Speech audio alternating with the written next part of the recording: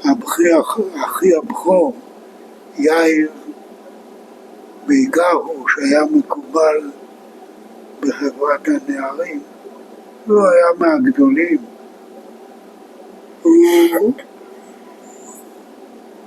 לא תמך בהם, וגם לא עזר להם מעבר לזה. הוא עשה ככה שהם יקלטו בקיבוץ. שניהם נכנסו והשתלבו בכיתות במשק. מי שלא גדל בקיבוץ לא לגמרי מבין את המשמעות של אירוע כזה. אנחנו היינו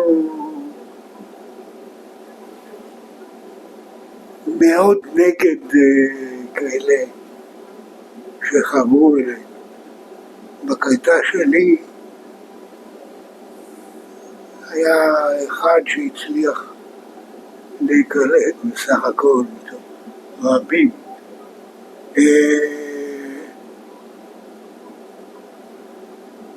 יאיר עזר להם, לא עזר להם, אלא הכניס אותם לתוך חברת הנעורים של יגור. וגם להיות פעילים, בעיקר מנחם. מנחם היה שנה מתחתיו, ונעמי הייתה שנתיים מתחתיו. האחות שלי השנייה, רחל, הייתה שנה מתחת לנעמי, והיא עזרה ליאיר מלמטה, והשניים האלה נעשו לבני יגור לכל דבר ועניין. ושניהם בעצם נפרדו מיגור במסגרת פעילות של התנועה הקיבוצית לעזרה לקיבוצים צעירים. ונעמי אז עלתה למלכיה והתחתנה במלכיה ונולדו להם 4 בנים. ומנחם היה איזה זמן בבית גוברין ואחר כך חזר למשק ויצא לשליחות לדרום אמריקה. אם יש לך שאלות לגבי הילדות? אני רוצה לשמוע, אנחנו בתקופה של אמצע וסוף שנות ה-40, קצת לפני הכרזת המדינה. יגור היה קיבוץ מיוחד.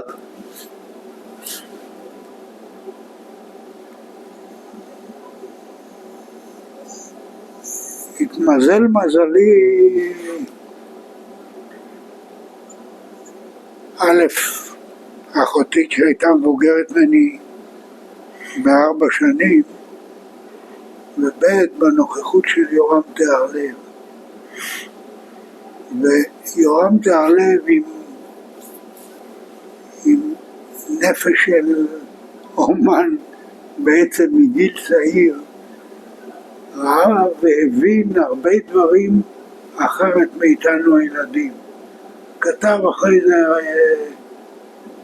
בספרים, משק יגור, כמה ספרים. וכל מה שהוא כתב, ולא הייתי בטוח שזה אמיתי. למשל, את מספר כלי הנשק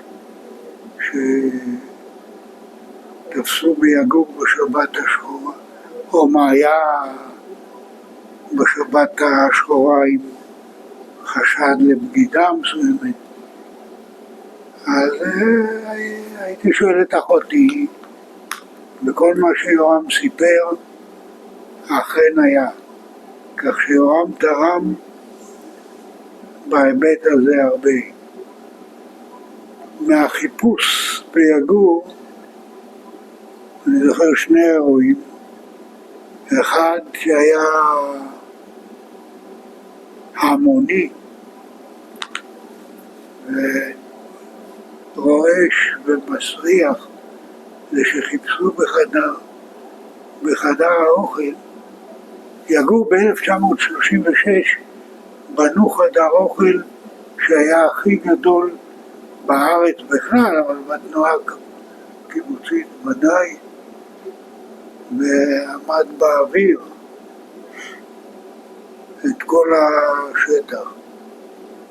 סיפורים על חדר האוכל יש כל כך הרבה, תשמעו מאחרים. על כל פנים,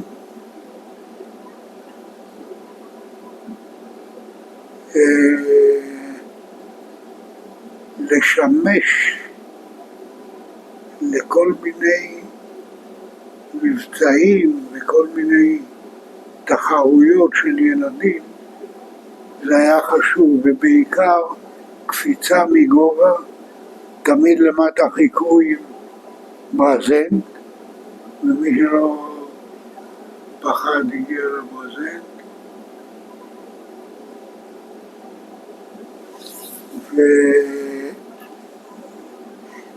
ומה שקשור לנשק, אז אבא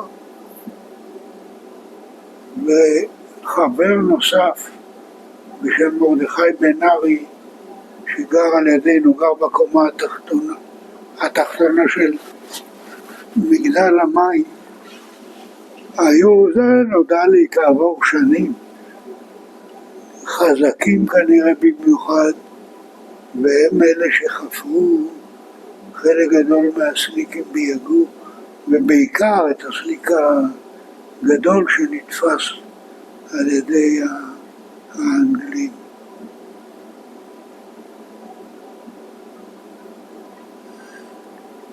יודקי, השבת השחורה המפורסמת, אתה בן כמה?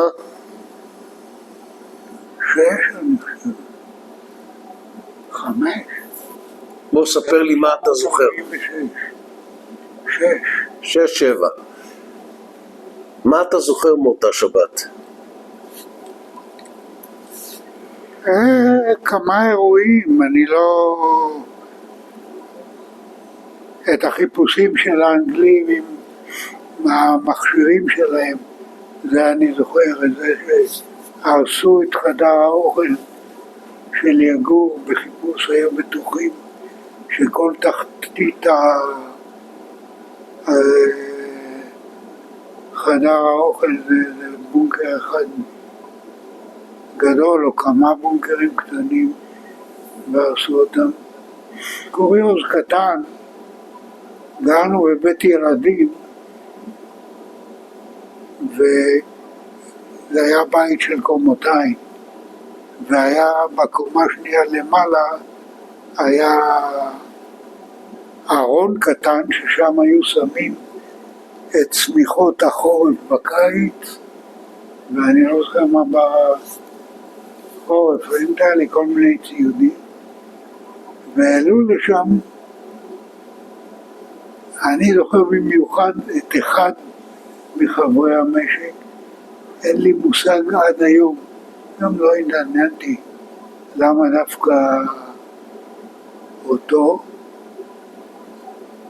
ואנחנו מאוד התפעלנו מזה שהוא מתקרבל שם בפנים, עד שהבנו שזה כדי שהבריטים לא ייקחו אותו. אירוע משפחתי נוסף, יאיר שהיה אז בן 15, כשהם פינו, אבא שלי היה אחד המפונים, וכשפינו אותם במשאיות, אז הוא רץ אחרי המשאיות וזרק אבנים על הבריטים, אז הם תפסו אותו והעלו אותו גם על אחת המשאיות. להגיד שאז הבנתי את המשמעויות הנרחבות, זה לא, אבל זה משהו שמשאיר צלקת וזיכרון, ואחר כך אתה מתעניין מה קרה ולמה. אבא חזר למיטב זיכרוני, הוא חזר יחסית מהר במסגרת החברים שצריך כדי להפעיל את המשק. הבריטים לא יכלו להפעיל את המשק, והם לא רצו שנמות מרעב. ואבא חזר יחסית מהר, וגם יאי חזרת. אבא ומרדכי, אמרתי קודם,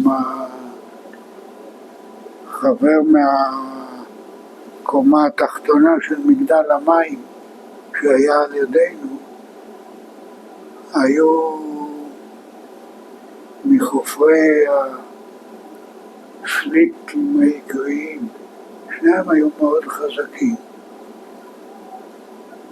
קוריוז של שנים אחרי זה, אני לא זוכר אפילו בדיוק מתי, אבל נגיד לפני 20-25 שנים, משהו כזה, הרסו את הבית שלנו, את הבית של ההורים. זה היה בית 2 קומות, אבל העלייה לקומה השנייה הייתה מבחוץ, ומתחת לסיבוב של המדרגות היה חדר שאימא שלי בו לימדה שיעורי עזר.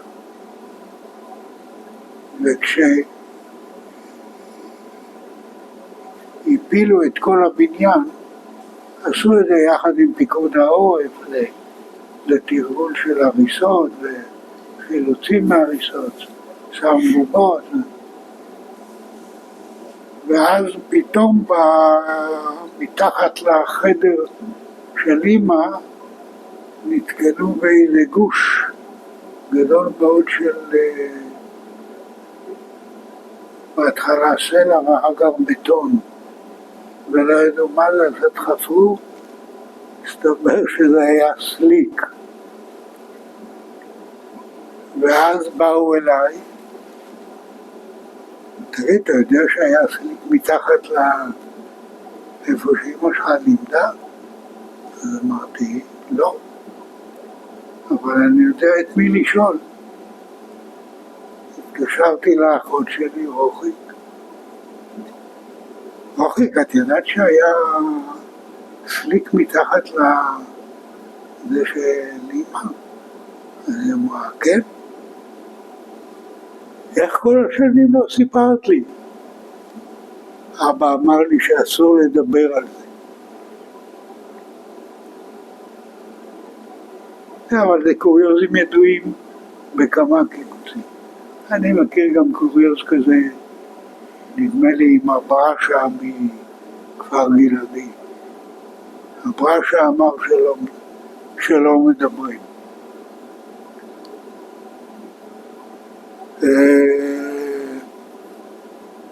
לנו לילדים התקופה סך הכל נגמרה מהר. אני זוכר את תחילת החיפוש, לא הכל הבנו, אבל שמו את כל המכונות החקלאיות לחסום את השער הראשי של המשק. להגיד שמההתחלה הבנו מה זה, אני לא זוכר שהסבירו לנו מה זה. אני זוכר שכל מה שהיה היה בדיעבד. והבריטים כמובן הצליחו לחדור.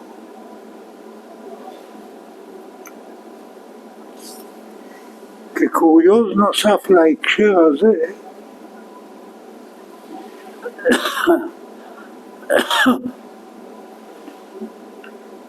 ב-1974 שלחו אותי ללמוד בבום באנגליה. והם עסקו אז הרבה במלחמת העולם השנייה, בקרבות של מלחמת העולם השנייה, ולקטע של יום העין, איך נקרא לזה, לפלישה לנורמנדי, לקחו אותנו לסיור שקראו לזה בטל קרב, והאנגלים מהר מאוד קראו לזה בוטל קרב. וכל היו עסוקים בעיקר בשתייה. אבל הפגישו אותנו עם מפקדים, גם אמריקאים, גם אנגלים וגם גרמנים. אותי הכי הרשים זה גרמני זה סיפור להרבה יותר מאוחר, אבל אחד אלה האנגלים שהיו סיפר שבזמן המלחמה הוא היה בפלסטינה והוא היה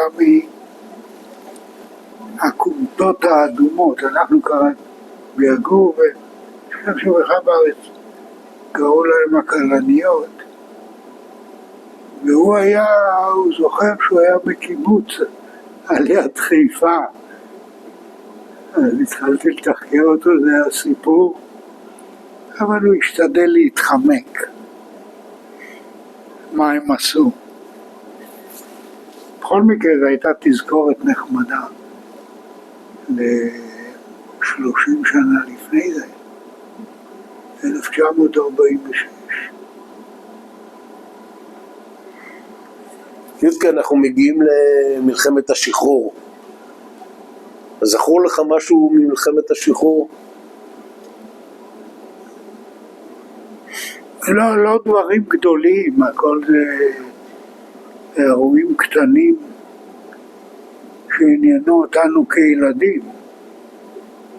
קודם כל התרוצצו במשק הרבה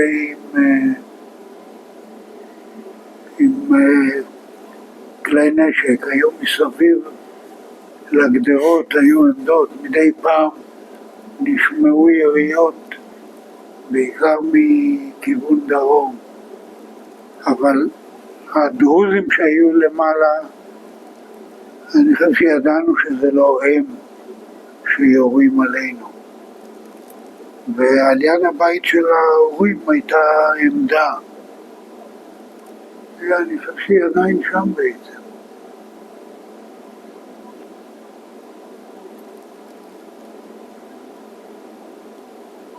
הגיעו אלינו ילדים מעמק הירדן,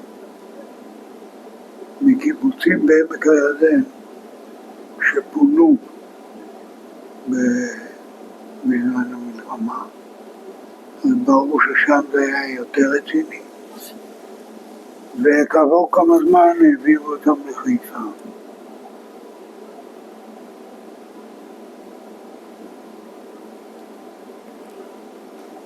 לא הרבה. כל מה שידעתי אחר כך היה בעצם מיורם תיארלב ומהאחות שלי, זה סיפורי יד שנייה ושלישית.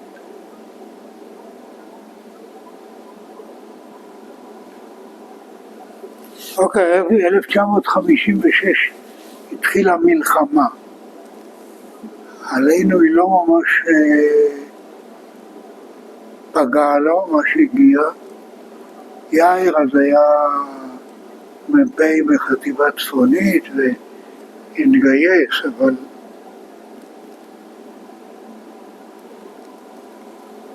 אירועי ילדות, חלק זה פרחחות. דוגמה אחת,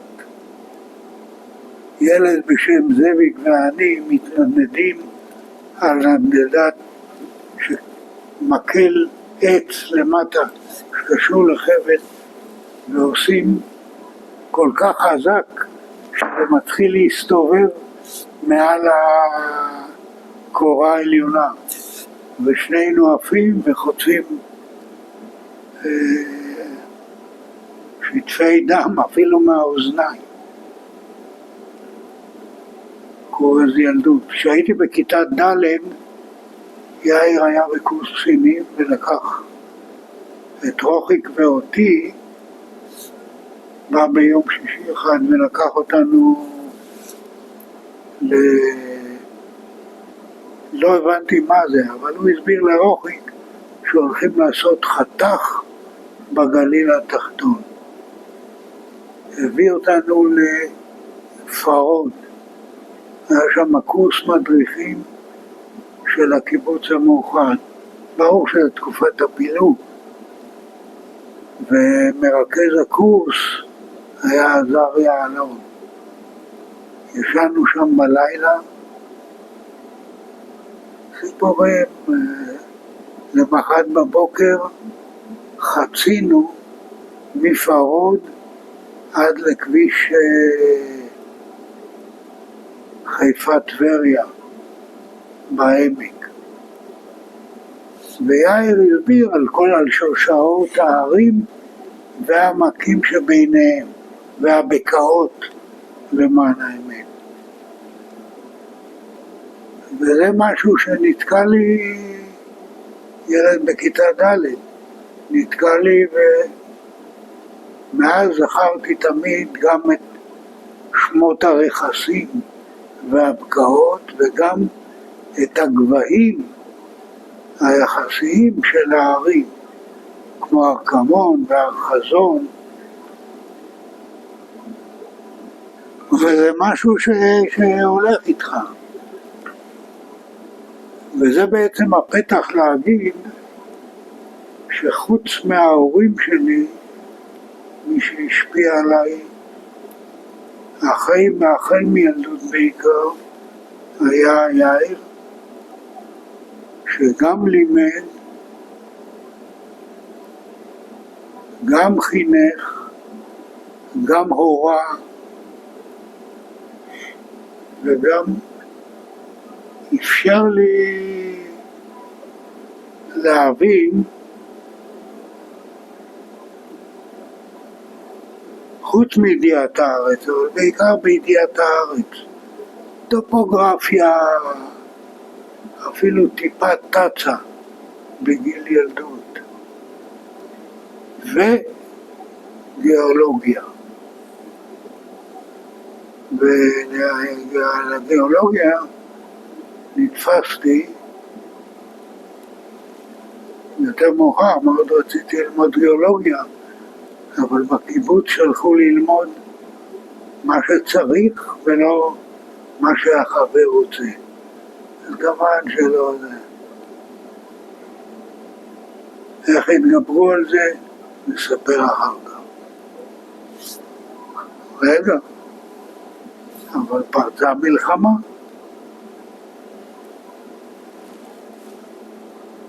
אני לא זוכר איך קראו לה בדיוק אז, בטוח שלא קראו לה אז קדש. ילד שנה מעליי בשם מיכה ואני היינו אחראים על מחסן הציון של בית הספר. מחסן הציון עסקו אז בשוויוניות בזה, מי שהיה לו אופניים היה צריך למסור, כל מי שהיה לו ציוד מיוחד היה צריך למסור למשרד הזה, לחדר, למחסן הציון הזה.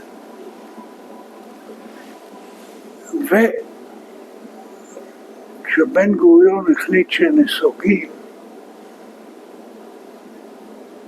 אז כמה התעוררו ביגור, לא רק אנחנו, לא היינו היחידים, אבל כולם היו מבוגרים ממני, אני הייתי צעיר מכל האלה.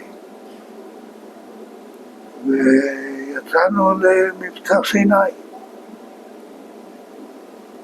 אז מיכה ואני התלבשנו עם בגדים חקי, כל אחד אמר לילד מהכיתה שלו, בערב תגיד, אני להורים או לאבא שזה בסדר שנסעתי לסיני ומתישהו אני אחזור, שנסענו. מתישהו נחזור, הגענו לרפיח, שם היה הגבול. וכאלה חיילים שהיו על המשאית התחילו לשתף איתנו פעולה. מה אתם עושים פה? אז הם אפשרו לנו ללכת קדימה לקדמת המשאית. הכל נסעו במשאית בתפזורת, לא על ספסלים או כיסאות או משהו. אבל בתחנת הגבול עמד, היה ש"ג, בורח לי השם שלו.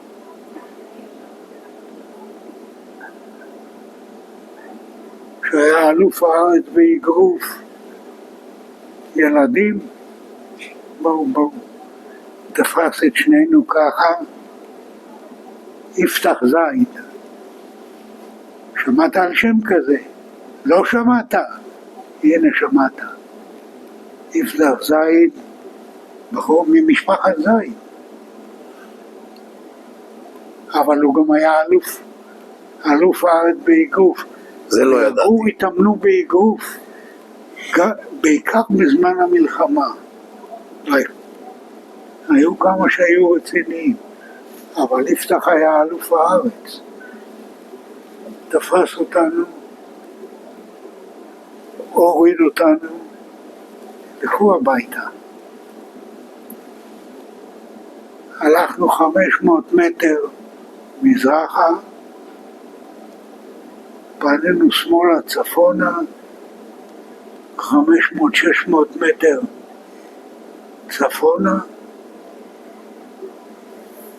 פנינו מערבה, איזה 1100 מטר, שהיה ברור שעברנו את הגדר איפה שיפתח זייד עומד,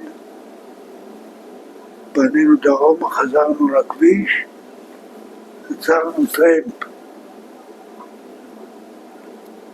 מיכלית,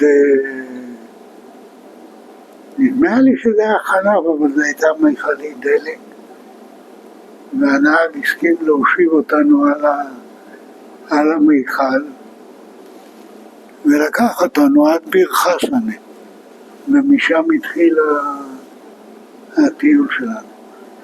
כל היתר לא חשוב, הייתי בסיני כל כך הרבה פעמים אחרי זה.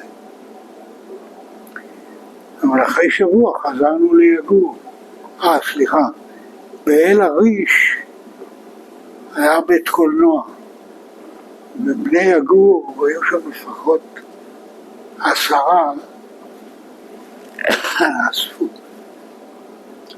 אספו אותנו, טיפלו בנו, הסתירו אותנו, ופתאום הופיע מנהל בית ספר, שהיה בשנת חופש.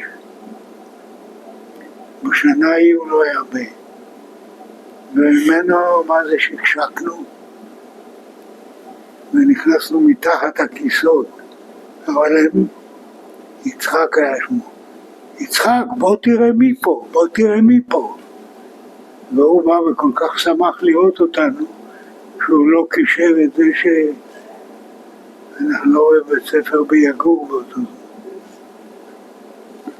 כשחזרנו ליגור, העיפו אותנו מבית ספר. הלכנו לעבוד בעיקר במטעים.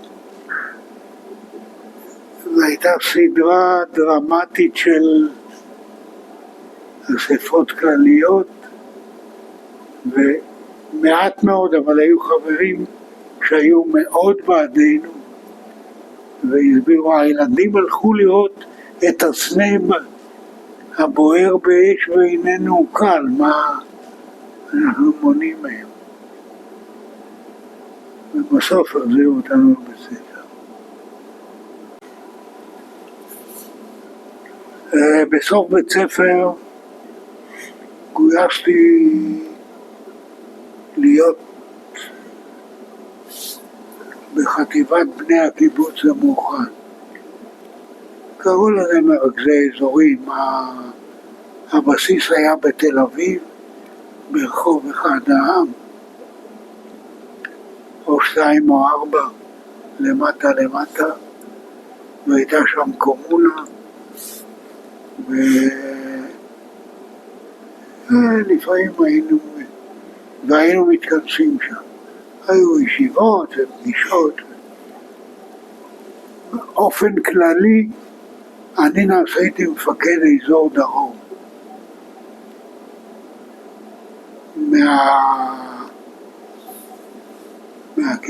מהקיבוצים המוכרים, זה כמובן גבעת ברנר ונען, גברעם, בארי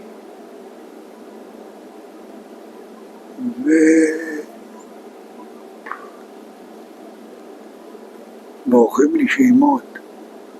היה עוד קיבוץ שהתפרק שנתיים אחרי זה.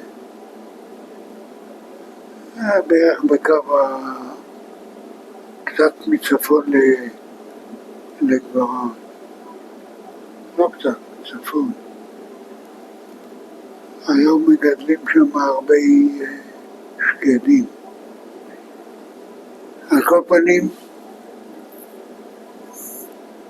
כל אחד מאיתנו, מרכזי האזורים,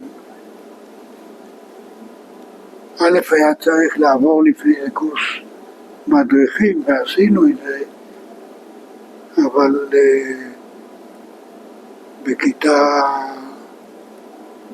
בכיתה ט', בתקופת הקיץ של כיתה ט', אתה יודע מה, אם אתה מסכים אני אפתח פה סוגריים קטנים. ואני נשלחתי אחרי זה להדריך בנוער העובד בטבעון.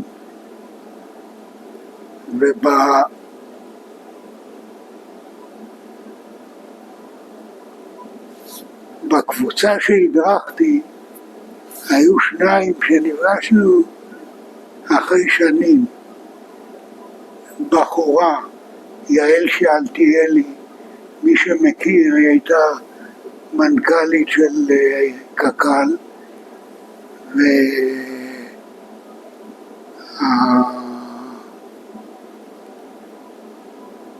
מה זה נקרא, ראשית של שר החקלאות, זאת אחת. השני זה צבילי, שהיה איש ההתיישבות של רבין הרבה שנים, וליווה אותו הרבה שנים, ועם שניהם הייתי ואני עדיין, בעיקר עם צבילי בקשר. צבילי זה כבר קשור למה שקורה עכשיו אפילו. קוריוז מתקופת בית ספר, כיתה ט'.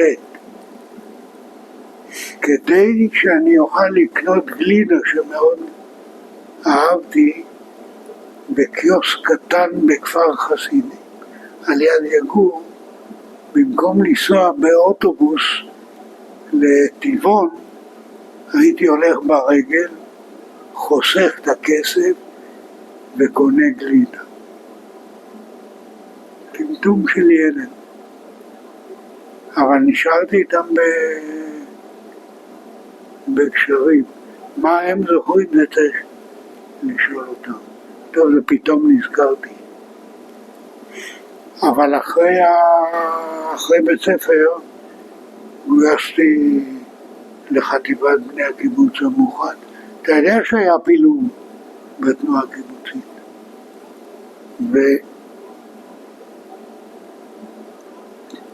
הייתי מרכז אזור דרום, יד חופשית לפעילות,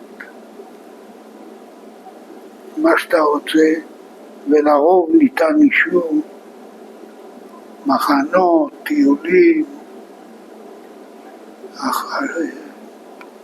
מיני קורסים. אני חושב שהרבה עשו את זה, לא רק אני. אבל הייתה לי ההזדמנות באותה עת, האח שלי יאיר התחתן עם מרים לוצ'נסקי לשעבר מאפיקים, והם עברו לגור ברחובות. כמו עם מגנט, אני נמשכתי לשם, והוא משך אותי עוד יותר, ולפחות פעם בחודש הוא היה עושה סיורים לסיירת בדרום, והיה לוקח אותי. איפה יאיר שירת? אחיך יאיר, איפה הוא שירת? סיירת צנחנים. הוא גויס לשנה. הוא גויס לשנה על ידי מן ומוטה גור להיות מפקד סיירת צנחנים. מוטה גור הכיר אותו, יאיר היה התגייס לנחל והוא היה בקורס מקים נחל, סיים זה ומוטה שלח אותו להדריך בקורס קצינים, מדריך תוך כדי הקורס, קיבל את הדרגה בסוף הקורס, אבל מוטה מאוד זכר אותו לטובה. ואחרי קדש, מוטה החליט שצריך לשנות את התפיסה של סיירת הצנחנים, למה עושים ואיך עושים. ואז הוא התעקש לגייס אותו, הוא בא ליגור לכמה פגישות של המזכירות והאספה הכללית. היו הרבה דיונים, ובסוף אישרו לו לשנה. בן כיתה שלו אחר כך, ששאלו, למה היית בעד זה שהוא התגייס? יאיר נהרג בסוף השנה הזאת. בתור מפקד סיירת צנחנים. אז הוא אמר, כי היה לי ברור שסוס מרוץ לא עוצרים ורותמים לעגלת מסע. שבעיניי זה מאוד מצא חן. לא, היו עוד דברים שם. על כל פנים, מה שרציתי לספר, יאיר לקח אותי. אפי. נכד שלו נהרג ביעלום. היחידי שהיה לו עם מי לדבר על זה, זה היה איתי. יש לו עכשיו 3 נכדים. על כל פנים, למדתי מיאיר בעיקר ידיעת הארץ, בעיקר ניווט, זה שנה לפני הצבא, בעיקר ניווט, בעיקר בנגב, בעיקר בדרום, מדבר יהודה ודרום, והוא אז פרץ 2 דרכים, היום הן מוכרות. מעלה יאיר זה מוכר לך? אתה יודע איפה זה? יורד לים המלח. עשינו את זה הרבה עם ג'יפים. אתה רואה למה זה יורד לים המלח? למה זה יורד לים המלח? אתה תגיד, אני מכיר את המעלה יאיר.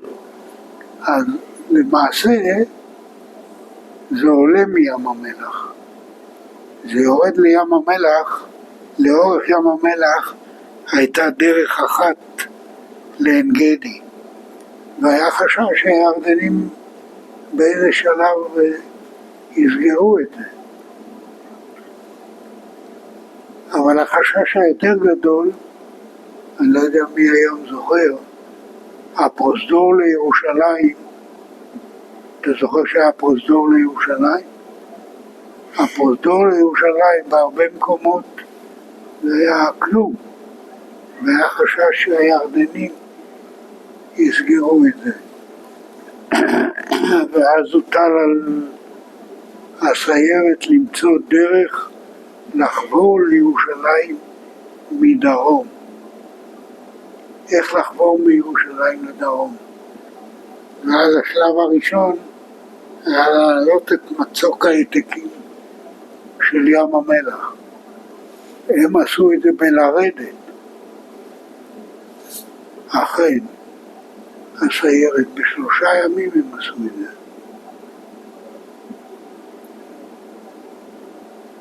מוטה, קודם כל, נתחיל מאברהם יופי. אברהם יופי היה אלוף פיקוד דרום, והוא מאוד העריך את יאיר ואת היוזמות שלו. אתה לא רוצה שנעבור ליאיר. לא, אני רוצה להגיע איתך, להתקדם איתך ולהגיע איתך, אני רוצה דווקא אותך ולהגיע איתך לגיוס. לגיוס שלך לצה"ל.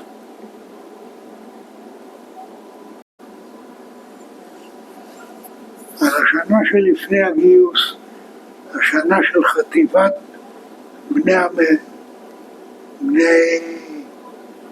חטיבת בני הקיבוץ המאוחד. ולמעשה עשיתי שם כל מיני דברים, אבל הדבר העיקרי שהיה, זה היה מסביב או בהקשרים של יאיר. תוכל להעיף את זה אחר כך? לא מעיף כלום. מה שחשוב לך זה מה שחשוב. שיהיה רשום.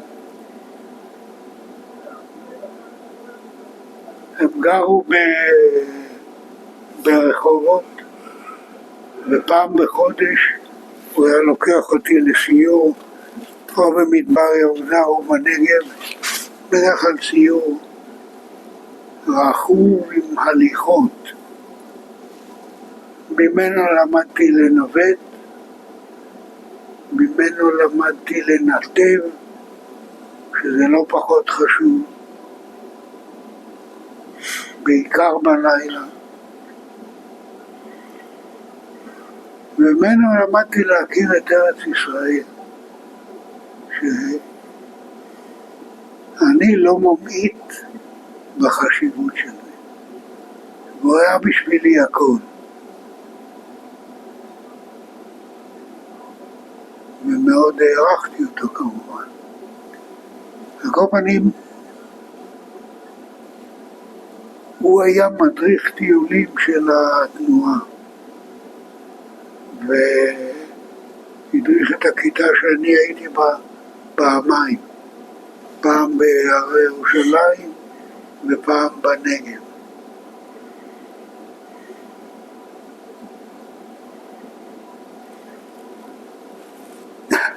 שייך ולא שייך לחשוב.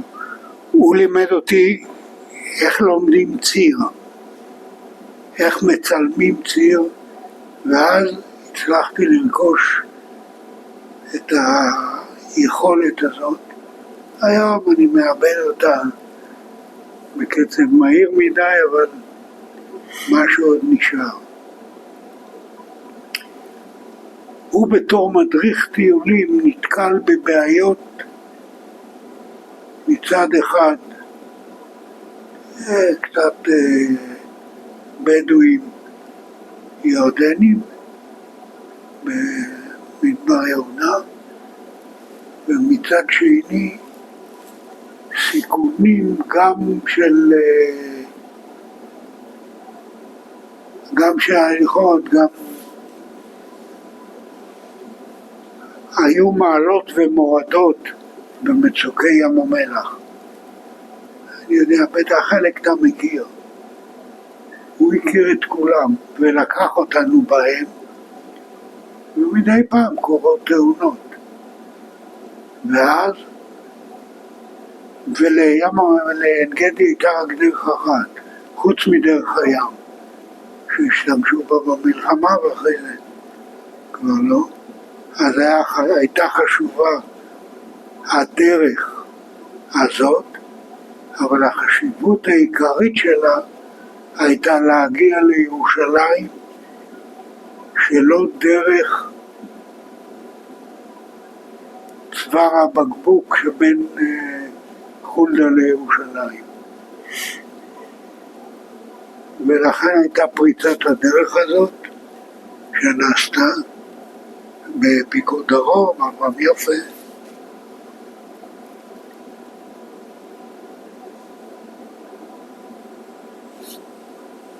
סיפרתי לך קודם שמוטה בא ליגור לשכנע. ואז יאיר החליט שצריך לעשות לאורך הגבול עם מצרים. היו כמה שלבים שאפשר היה לנסוע בחלקים היותר צפוניים, הר חורשה, אתה מכיר? וגם מהר חורשה דרומה, אבל בחלק האחרון לא הייתה שום דרך, והכל להיות בגלל הגרנית והסיינית. אז הוא קיבל אישור מאלוף פיקוד הדרום ומצה"ל, ובתור איש חינוך, יאיר היה איש חינוך, אם לא אמרתי את זה מספיק קודם, אז זו הזדמנות להזכיר את זה. בתור איש חינוך הוא החליט לצרף את תנועות הנוער לעבודה בידיים יחד עם הסיירת. הוא הטיל עליי לגייס 60 בני נוער שיעבדו יחד עם הסיירת. הקטע הקשה היה מצפון, 833, אומר לך משהו? 844, 890, וכל הכוונים מ-833 לכיוון עין נטפים, והכיוון השני זה מעין נטפים ל-833. השטח הקשה היה ברור שזה שטח מצפון לדרום, זה היה של הסיירת, והוא גייס אבא של אחד מאנשי הסיירת שעבד במקצוע הזה, שהיה איתם, והנוער עבדו מלמטה למעלה, נפגשו באמצע דרך. דובי אלמן זה שם שאתה מכיר? נפגשו בערך באמצע הדרך, שהוא סימן על מפה של 250,000 יחד עם דובי אלמן, ששם יהיה המפגש, כמו בימי התנ"ך, ושם היה. אצלם היו הרבה פיצוצים, הרבה זה. אצלנו זה בעיקר עבודות קשות עם מעדר ומקוש ולוביק. והדרך נפרצה. במידה מרובה, גם אם זה יישמע משונה, זה הזיכרון האחרון שלי מהאח שלי. זה התבצע ביולי, וב-7 בספטמבר הוא נהרג. אבל זה היה דוגמה שאין מוחשית ממנה לרעיון יוזמה ביצוע. עם כל ההיבטים, עם כל הקשיים, עם כל ההשלכות, אבל גם עם כל דרכי ההתגברות על המכשולים. שחלק זה מכשולים קרקעיים ממש, קושי פיזי אמיתי. חלק זה נשמע אבסורדי יותר מזה. הוא נתן לי לחודש ימים את הג'יפ שלו, ל3 שבועות, את הג'יפ שלו עם נהג, לעבור בקיבוצים ולשכנע בני נוער להתגייס לזה. היה קל יחסית לשכנע את בני הנוער, כי זה נראה היה אתגרי. עכשיו, הוא ראה בזה מעשה מעבר לממלכתי, מעשה ציוני חשוב, דרך לאורך הגבול. אני לא יודע אם אתה יודע כמה נהרגו מנקישות נחש, למשל. לא יודע. על כל פנים, בשבילי זו הייתה דוגמה לעקוב אחרי זה. כל בני הקיבוצים שדיברתי איתם, הרבה, היו אחרי זה 40 אחרים, למה איתנו לא דיברת ולמה זה, אבל זה לא רלוונטי. לשכנע את מזכירויות הקיבוצים, 1900 זה עדיין בדרום מסוכן. פדאיון, אתה מכיר את האתר של הצנחנים מצפון לבארי, נכון?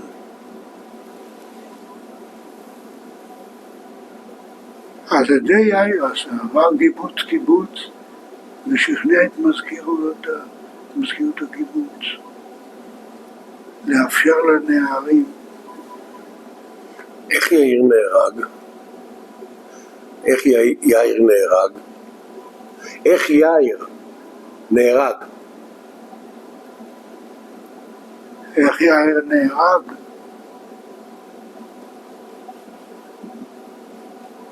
הוא עשה תרגיל די מורכב לסיירת. יאיר הכניס לסיירת שני אמצעי תעבורה שוותיקי הסיירת ולא רק הוותיקים שלה עוד זוכרים את זה כי היו מחסנים לפעילויות בעומק שטח האויב. טיפול ברצפה, אבל זה מה שאז היה, אופניים וגמלים. והוא עשה תרגיל משותף, תרגיל משולב, והניווט היה ניווט זוגות, ניווט של זוגות, שהתחיל בצניחה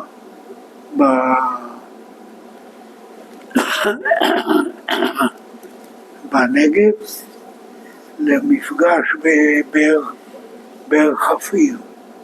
אתה יודע איפה זה? בנחל ניצנה. הסמ"ך מ"פ שלו היה בן יגור בשם גדי מורן. לא אתפלא שלא שמעת את השם. גדי נהרג לפני 10 או 12 שנים. הוא גם היה מאוד יצירתי. פרופסור מתמטיקה, פיזיקה בטכניון. יצירתי בצורה יוצאת דופן. והוא היה חייב לצלם את הגלים הגבוהים, כן קשור ליאיר. במקרה הזה לא, אבל על יד עתלית. אמרו שיהיו גלים בגובה של 10-12 מטר. אז זה ירד חנה ממזרח לכביש ולמסילת הברזל, חצה, הוא היה כבד שמיעה והלך עם מכשירי שמיעה. ירד גשם, הוא הוציא את מכשירי השמיעה, הלך עם מעיל גשם על האור, לא שמע שום דבר. והתחיל גשם שוטף. והוא רץ חזרה לאוטו ולקחה אותו רכבת. כשהיה התרגיל שיאיר עשה, שהתחלתי לספר לך קודם, תדע לחבר את הקטעים. גדי לא היה, הוא היה מ"פ, הוא היה בקר של מ"פ בחטיבה הירושלמית. למ"פ קראו חיים גורי.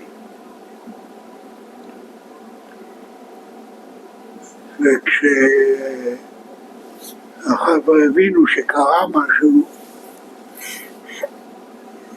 אז הם ישר התקשרו אליו והזיקו אותו.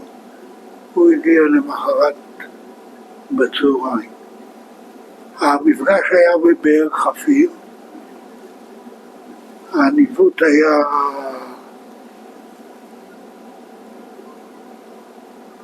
חלק חצו את המכתש, חלק ממזרח למכתש וחלק ממערב למכתש, מכתש רמון, חלק ממערב. יש שם הרבה בורות מים, תמילות. לרוב התמילות קראו תמילות או תמילת חרב, ושם היום זה נקרא מאגורות סרפד. אז זה נקרא תמילת חרבה. גם מדרום וגם מצפון.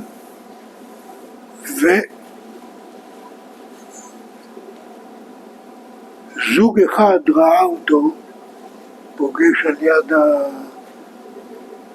מאגורות סרפד, פוגש שני בדואים, או שניים או שלושה, וזוכר נותן להם לשתות מים, וקצת איתם ממשיך ללכת. התנועה היא מצפון לדרום. באופן כללי, מאגורות סרפד הן בחלק העליון של נחל סרפד. נחל סרפד יורד באופן כללי צפונה לכיוון נחל ניצנה, ונשפך לנחל ניצנה על יד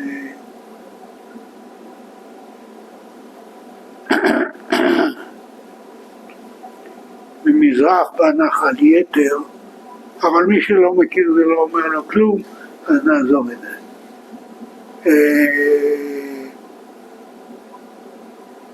שני בדואים, שניים או שלושה, עקבו אחריו, ובאיזה נקודה החליטו לחסל אותו, וירו בו מטווח קצר בגב. יש שם מצוקון על הנחל, אבל יש הרבה צמחייה מדברית. הוא לא הרגיש שום דבר. מעבר לזה שזה חשוב לציין, כי כזה הוא היה, הוא האמין באדם, הוא האמין בבני אדם, וממרחק של כנראה 7 מטר הם ירו בו, פגעו בגב, פגעו בו בעורק הראשי שיורד פה. בעיקר לאשתו, למרים, היה חשוב לדעת לכולנו, אבל למרים כמה הוא סבל, אם הוא סבל כמה הוא סבל. וכל הרופאים שהתייעצתי איתם אמרו לי, אם זה היה קורה בבית חולים והיו מצליחים תוך 2 דקות להעלות אותו על שולחן ניתוחים, אז אולי היו מצליחים להציל אותו. יודקה, מתי אתה מתגייס לצבא ולאן?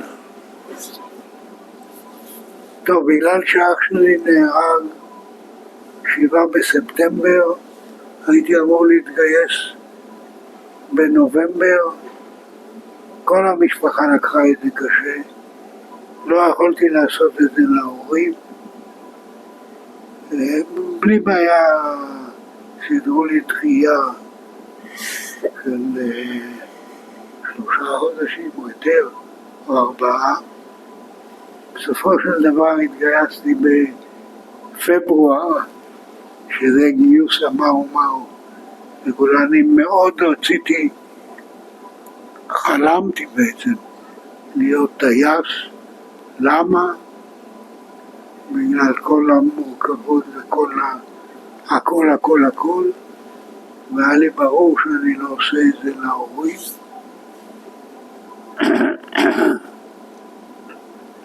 מיגור הלכו לא מעט לסיירת צנחנים ולא מעט לסיירת גולני.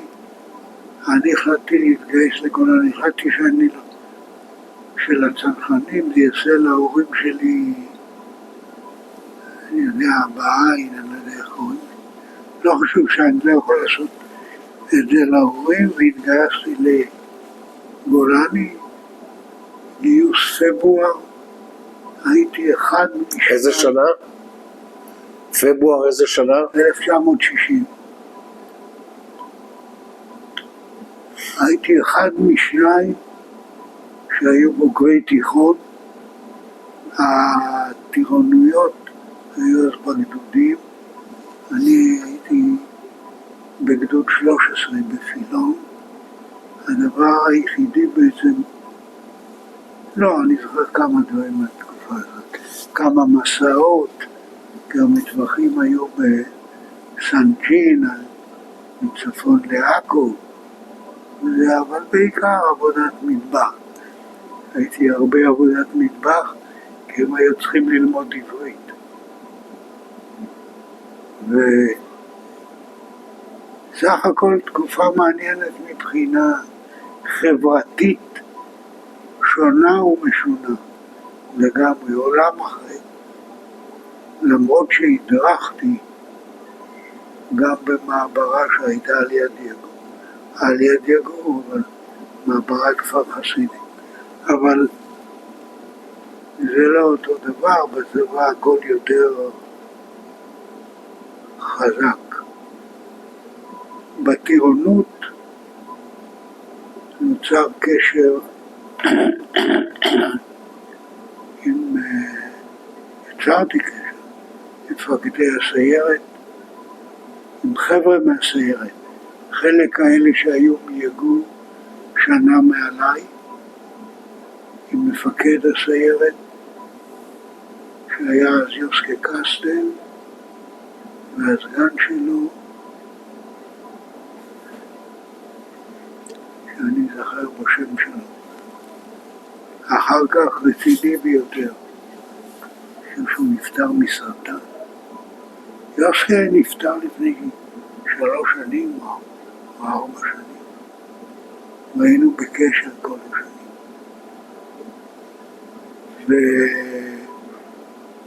הייתה השיטה של חבר מביא. חבר, וזה היה בעיקר מההתיישבות העובדת, לא הייתה הזאת ציונות דתית, וזהו, והגעתי לסיירת. הגעתי לסיירת, הסתפחתי למחזור נובמבר, שהם התחילו קורס סיור. זאת אומרת, הצטרפתי ישר לקורס סיור. הם היו אחרי, אתה מכיר את אירועי כתף כפר סוד? הם השתתפו בכתף כפר סוד, ניסיון מבצעי בכל זאת. והצטרפתי לקורס סיור. קורס סיור מהצפון לדרום, 3 חודשים. 3 חודשים, הכל ברגל, נגמר בניווטים לעבר אילת ומסתיים באילת. זכו לטוב מאוד.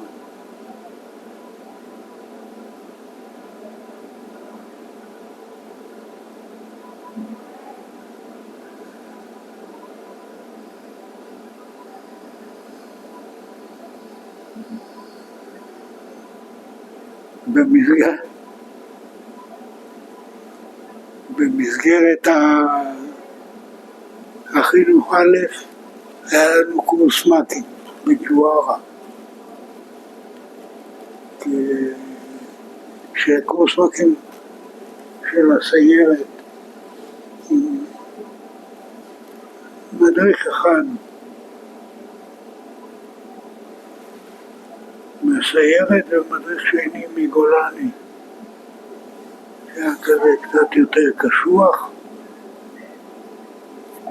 נגמר, מועמד לקורס קצינים, מבדקי קצונה ולקורס קצינים. קורס קצינים הזה היה וואלה, איפה זה הורג אותי. כפר סירקין? בסירקין. קורס קצינים בסירקין. סך הכל היה בסדר. הייתי במחלקה,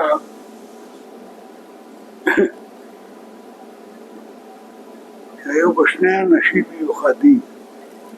אחד זה אביטל, שמו אז היה אביטל, לא משנה, הוא שינה לאביטל גבע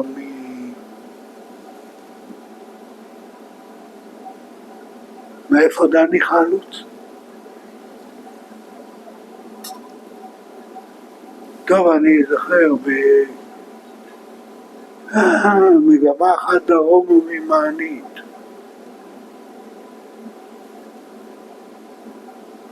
מענית אתה יודע? צפון. מגמה אחת, קיבוץ של השומר הצעיר, אביטל פיתח שם מערכת אני יודע, משתלה, זה נקרא משתלה, ושם נפגשים פעם בחודש. ממש.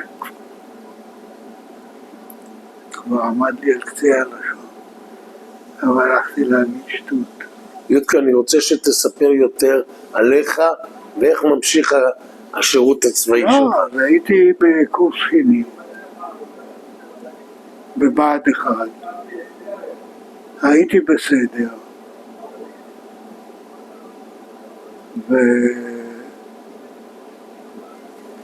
ואביטל ואני היינו המצטיינים הפלוגתיים של הקורס. אבל כל הניווטים היינו חוליה, והשלישי בחוליה היה בדואי. התפקיד שלנו היה להתחיל את הניווט, להגיע לנקודה ברורה כלשהי, אפשר ללכת לישון בהליכה, והבדואי מוביל.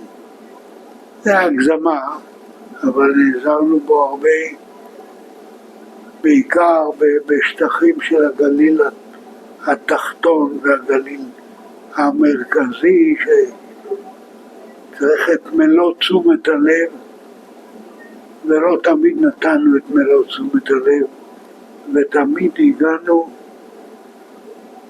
לא שעה, שעות לפני החוליות האחרות, ולא פיזרו אותנו לחוליות אחרות, שזה היה טוב, והתחברנו ונעשינו חברים. ובקורס, מה היה מיוחד בקורסים? אני רוצה להגיע איתך לפעולת נוקייב. ספר לי, נפצעת שם לא קל. נעשיתי במ"ם טירונים בסיירת. התאמנו בשטח 109, 3 חודשים, פעם אחת לזכותו של המ"פ, שפעם אחת הוא בא לבקר. עד כדי כך הוא שם. שתי המחלקות. המחלקה השנייה, חבר מקורס מדריכים בכיתה ט' מגבעת ברנר, דני ורדון, בקורס מדריכים.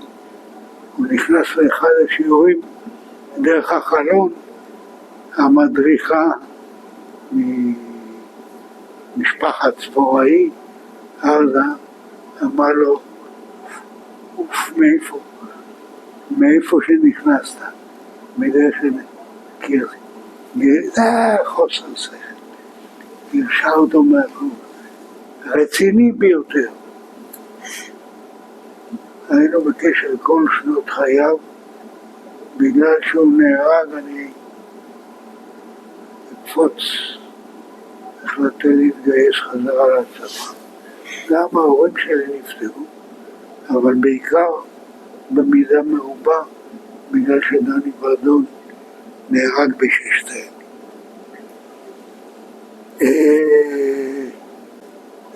שער יצא ישר קורס איום,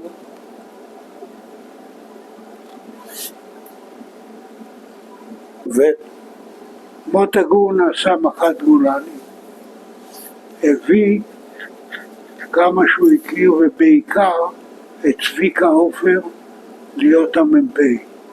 צביקה עופר הוא הכיר מהצנחנים. צביקה היה משוחרר כמה שנים, אבל הוא היה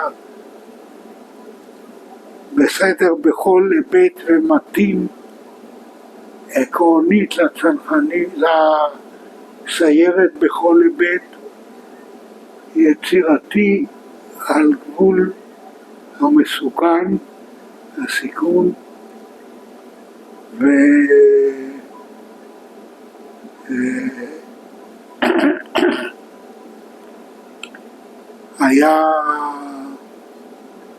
היו תקריות בכנרת מדי פעם, הייתה שם נמ"ח של שטה וירו עליה, והממשלה החליטה שבפעם הבאה עושים משהו. הגיעה הפעם הבאה, הציעו את זה,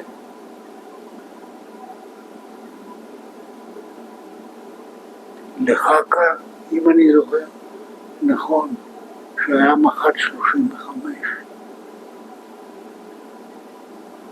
אם אני זוכר זה היה לחכה. אני חושב שזה גם מתאים, כי חכה היה מאוד מאוד מיושב בדעתו. חכה לא היה כאלה דברים של חב. ואז זה נודע למוטה שיש, הוא אמר, אני עושה את זה הלילה. עכשיו, כל הוותיקים היו ברגילה. היו שתי מחלקות של טירונים, שלא גמרו את הטירונות.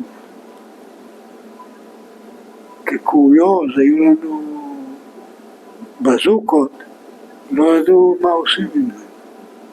חוץ מלהרביץ בראש.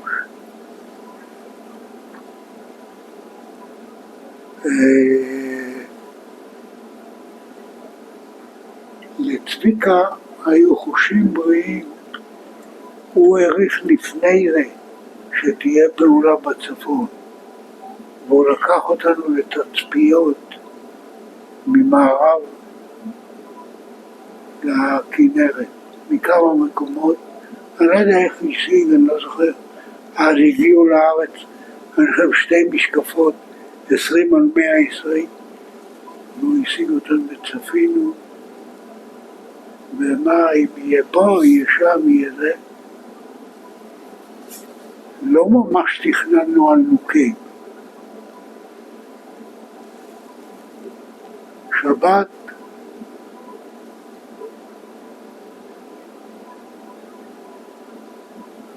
שבת הסיירת בחופשה במחנה, אז גרנו בבן-עמי, סרט בבית קולנוע בנהריה, באיזה שעה כל הסיירת, המשאית בחוץ, לכו לעלות על המשאית.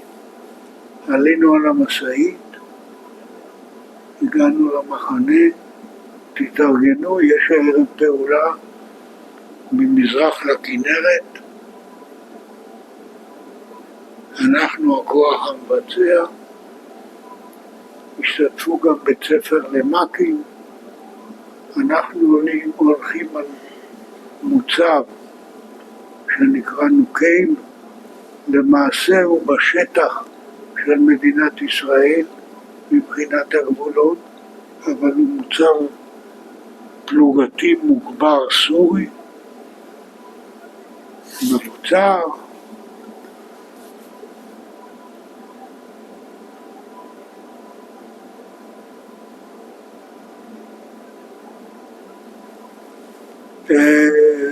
זהו, וצביקה קורא לי ואומר לי, אתה מוביל את הכוח,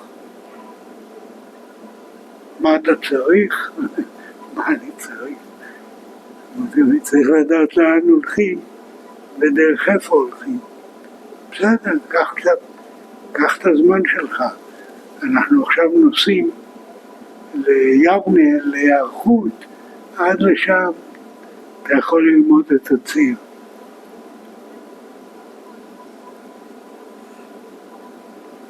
אתה מכיר, אתה יודע מה זה חוד עקב? אני תכננתי לעלות מצפון לחוד עקב. הגענו בזה, כל הסיפור לא משנה, אולי כן משנה. עומד טורו, גדוד 13, אחרינו, הוא עולה למעלה, אסור לי, זאת המנקה שלנו.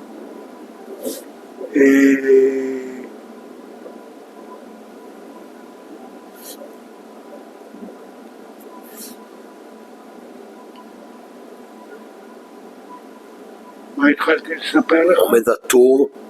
מה? עומד הטור. עומד הטור. המח"ט מתחיל מהסוף, מגיע להתחלה, אני רוצה לפגוש אותך במסדר הסיום, אני לא אוכל עוד פעם לבוא להורים שלך. איזה ברכה טובה. אז במסדר הסיום לא השתתפתי, אבל הוא הביא את ההורים כל יום לרמב"ם. על כל פנים, מתחילים ללכת, או לא מתחילים ללכת, הולכים איזה כברת דרך, נכנסים לוואדי, אופס, טעיתי בוואדי. אני יוצר, יורד, הולך למ"פ, צביקה, טעיתי בוואדי.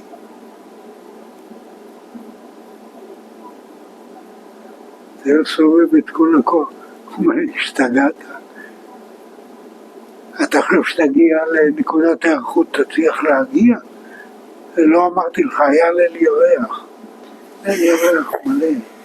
אמרתי לו, בלי שום בעיה, גם מפה. וכך היה. אבל אחד מסעיפי הצלה של צביקה היה שחוש שישי אמר לו, בגלל ההתעכבות, וזה היינו להקה גדולה ולא כולם יודעים ללכת בלילה. האחרון שהיה סמג"ד 13 חטף כדור בתחת מהתצפית שהייתה על חוד עקב, שבלילה הייתה יורדת למערב. אז זה גם החוש שישי אמר לי, עזוב את הנחל הזה, לך בנחל אחר. אבל כל הסיירת ידעו שאני טעיתי בנחל. לא שזה הפריע, אבל הגענו בלוח הזמנים וזה, הכל בסדר. אני הייתי כוח פורץ, הכוח הפורץ. מתחילה התצפית והתיישבות על התוכנית. אנחנו הולכים בתעלה הצפונית השמאלית, דני ורדון בתעלה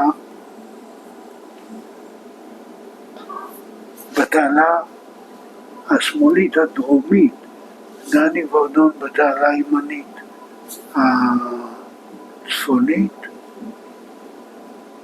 המ"פ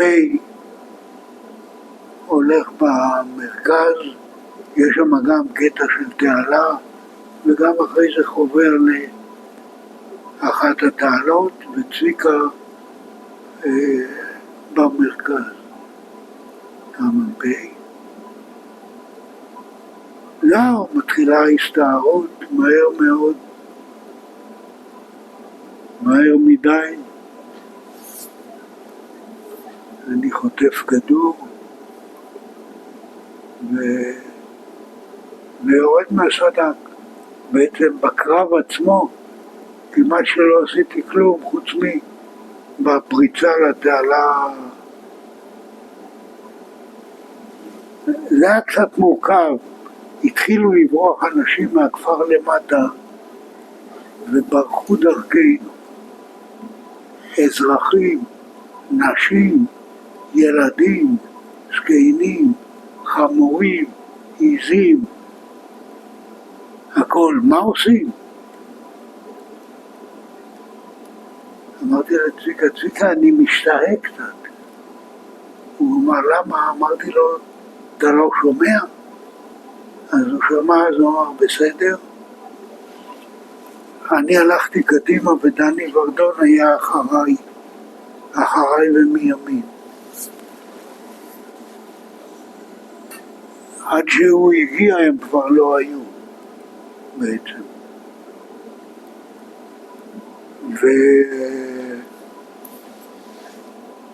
וזהו, אצלי בתעלה המשיכו קצת להתקדם, אני לא המשכתי.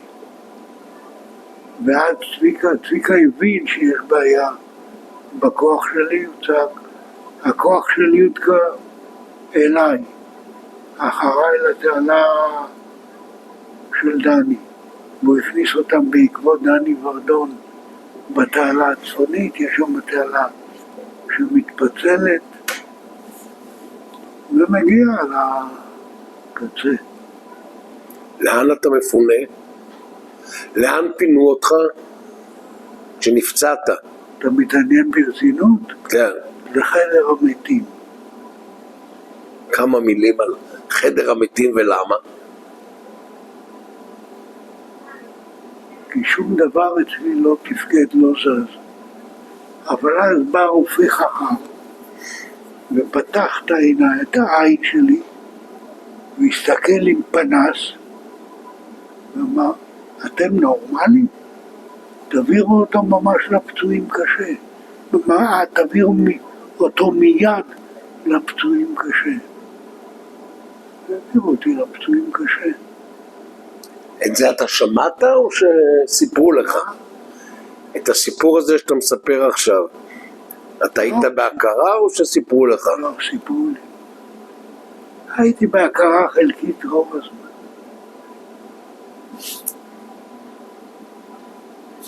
אני זוכר מסוק, אבל עד רמב"ם, וברמב"ם נפתחה מחלקה חדשה, תת-קרקעית אפילו, והרופא הישראלי, היה בלד, אבל היה הרופא הראשי היה אנגלי.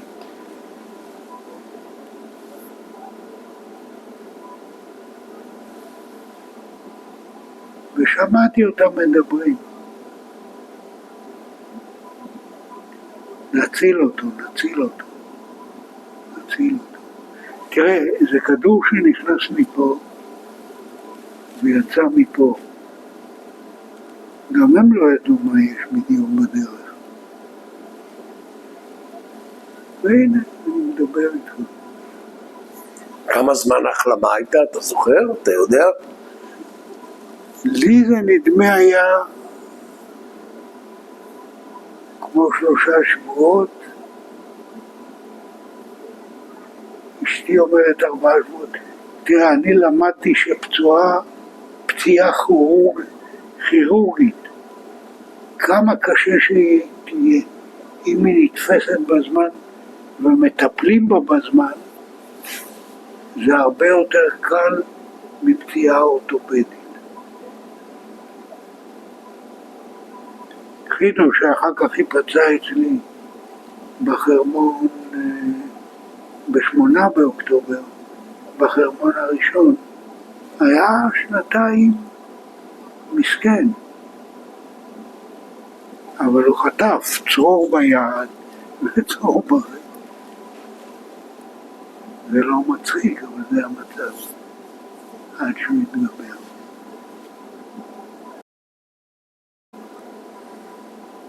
יודקה, מלחמת 6 הימים 1967, איפה אתה?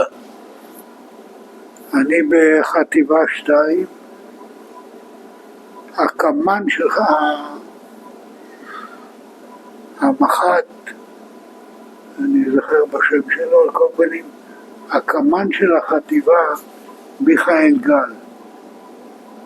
מיכאל גל בן יגור, רציני כשלעצמו, היה החבר הכי טוב של יאיר כל השנים שהיה חי ועשו. מה זה עשו? רק על זה שווה לך תוכנית, מה שהם עשו ביגור, עם יגור. העלו את כל יגור באיזה יום עצמאות לביתו. על כל פנים, איך שנודע לו שהגעתי לחטיבה, הם דיברו שצריך להחליף. המ"פ היה מבוגר, והסיירת הייתה מאוד כבדה, לא יודע. הם דיברו שצריך להחליף את המ"פ. הוא ניגש למח"ט ואמר, תשמע, יש לי בשבילך מ"פ לזה. הייתי בן 24, הייתי הכי צעיר בסיירת. והוא עושה אותי למפקד הסיירת.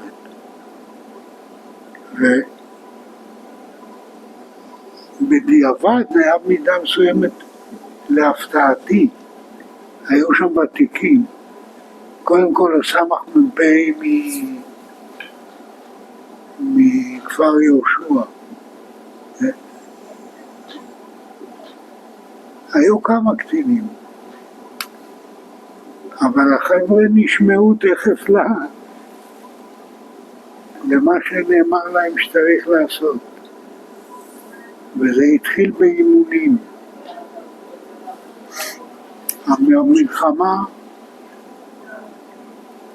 במלחמה שטח הכינוס הראשוני היה בחורשות יבנאל, אחרי זה בדרום עמק חרוד. הפעילות הראשונה הייתה לכבוש את הכניסה, אני שוכח איך קראו לזה, את הכניסה מצפון לבקעת הירדן, כמה ערים גבוהים. פעילויות קטנות, לא שום דבר, אבל לחפש צירים לעלייה לרמת הגולן.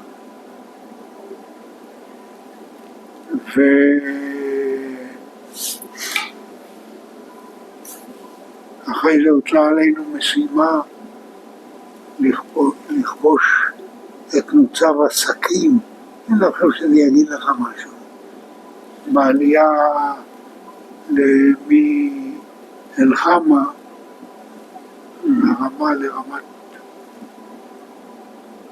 לרמה למעלה היו כמה מוצבים, ואחד המוצבים נחשב ליותר קשה, ואז אותו הטילו עלינו, ועד היום החבר'ה חוגגים.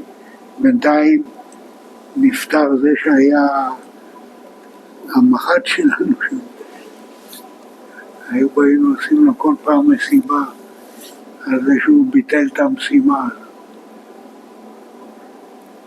זה היה לעלות ככה ישר נוכח פני האויב, אבל עשינו לזה הכנות.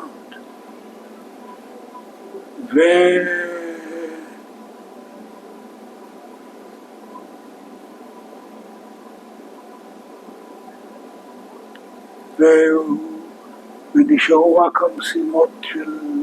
המשימה הזאת נפלה, המשימות של למצוא צירים לשריון לעלות. אחד הצירים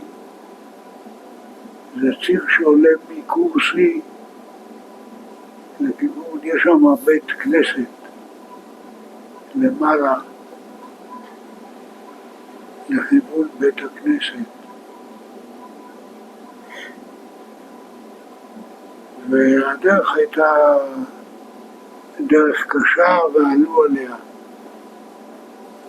2 ג'יפים. הג'יפ הראשון עבר 11 רצועות של מוקשים, וברצועה 12 עלה עליה. נהרגו המפקד והקשר, חולצו.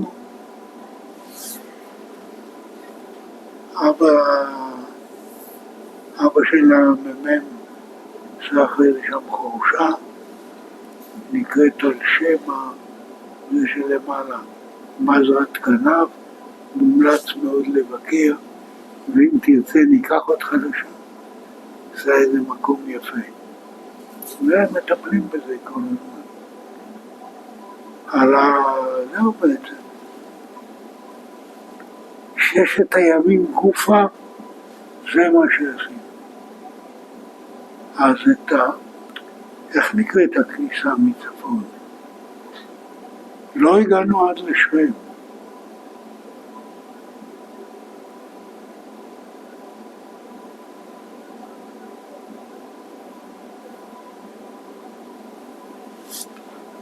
אתה יודע שכשנכנסו לשכם,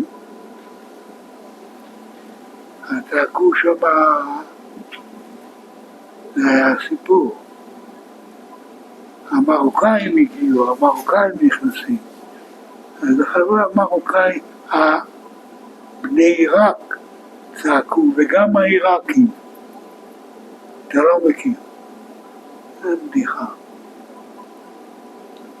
נכנסו, שם היה חבר טוב מאוד מגבעת חיים, יהודה גלר. לא הספקת לראיין אותו. יהודה גלר? מי זה?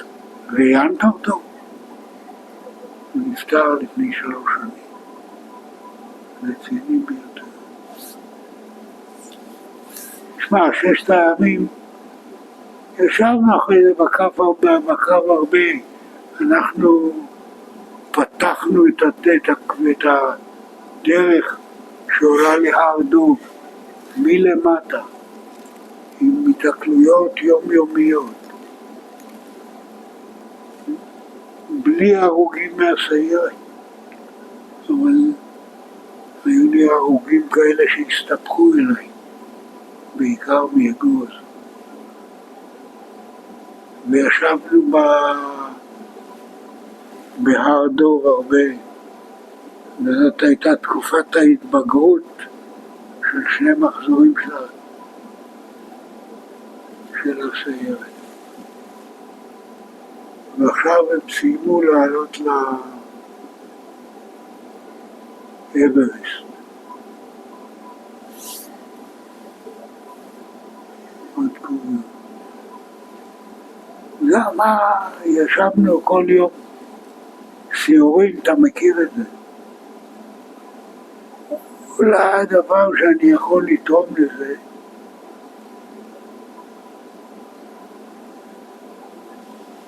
בהתחלה המח"ט היה פיחוטקה. ופיחוטקה, אני לא יודע למה, אבל הוא העריך אותי. הוא ידע לעשות מה שרציתי. אמרתי לו, פיחוטקה, אנחנו לא יושבים במוצבים. אנחנו במוצבים, אבל לא זה הבסיס. כל היום אנחנו מסתובבים בשטח מערבה.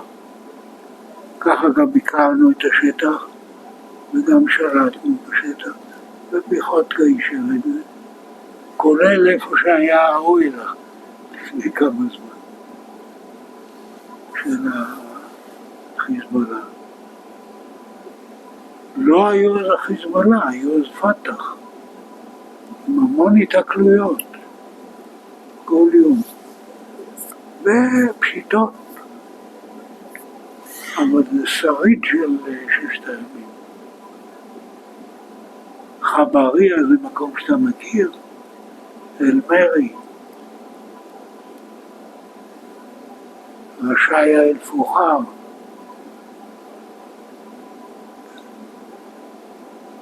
בכל הערים.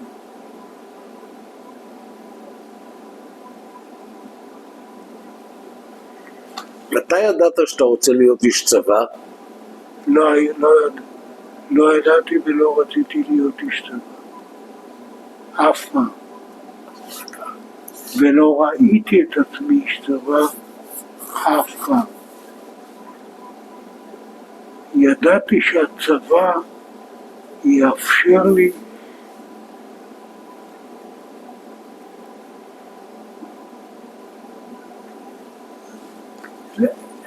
איך ידעתי? הערכתי כי נתנו את זה ליאיר. אז הערכתי שיתנו לי. היום, בשבוע הראשון היו שמים אותי בכלא. לא בצחוק. ועשיתי מה שרציתי בכל הזה, בשטח שם. הסתובבנו חופשי. ואז לא הייתה בעיה, הייתה פשיטה ביעתה, אתה מכיר את זה? חברון. מה? ביעתה אמרת? כן. ליד חברון. ליד חברון? לא, יעתה. לא ביעתה. חשבתי יעתה. ביעתה. שעכשיו נלחמים שם כבר אני לא יודע כמה פעמים.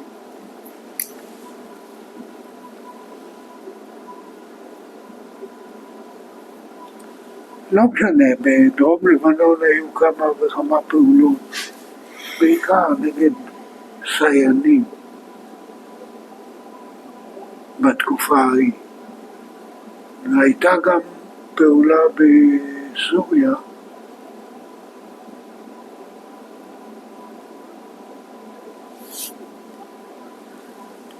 בסוריה בסוף החליטו לתת את הכל לדרוזים.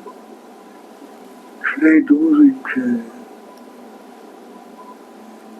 שהתנדבו לעלות במקום סיירת צנחנים אחרי זה שנהרג היה מסיירת גולני בגן שמואל.